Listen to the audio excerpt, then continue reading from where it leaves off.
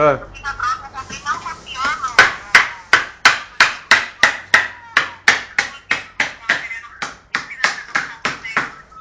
Beleza, eu vejo sim.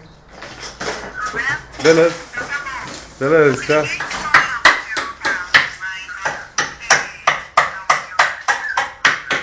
Firmeza. Puxando o saco, né? Pra ser campeão. Tchau, fica com Deus. Tchau.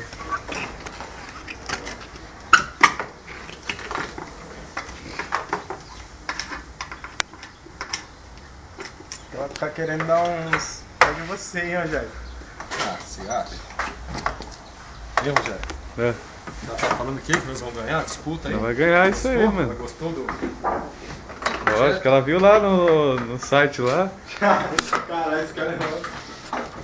Amanhã já vai ter 1 milhão de acessos. Puta. Aí sim, mano.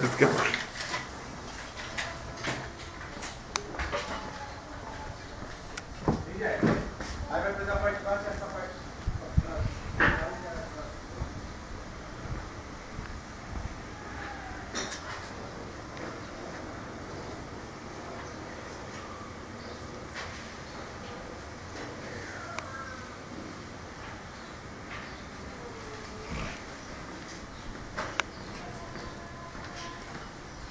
Só não pedi pra imprimir o trabalho, eu não posso, hein, mano. Se eu tenho impressora.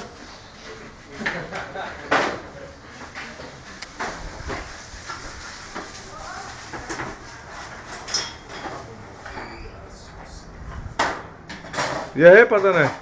E aí, Jota? Tá na construção aqui do túnel, né? Vai vir não? Vai ficar o túnel zerado. Hã? Já tô tomando aqui já, mano. Isso aqui eu vou levar pra casa e vou desvendar esse barato aí. Você viu o esquema? Opa, demorou então.